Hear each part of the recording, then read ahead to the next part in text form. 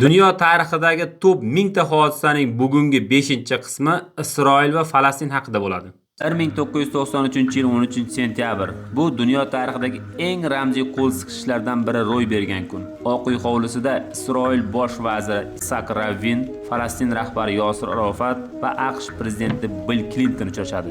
Bu Oslo tinchlik kelishuvi imzolangan kun edi. Ammo siz bilasizmi, dastlab Rabin Arofat bilan qo'l siqishni rad etadi. U yillar davomida uni dushman, terrorchi deb bilgan edi. Faqat Clintonning iltimosidan so'ng u qo'l uzatdi. Arofat esa o'z nutqida biz o'tgan adovatni orqada qoldiramiz dedi.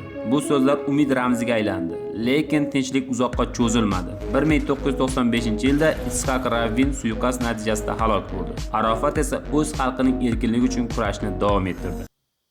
Aytingchi, bu ixtilofli masalaning asl sababchisi kim va uni qanday hal qilsa bo'ladi? Fikringizni kommentariyaga yozib qoldiring. Va shunaqa qiziqarli videolarni o'tkazib yubormaslik uchun kanalimizga ham obuna bo'lib qo'yishingizdan chiqmasin. Barchaga rahmat.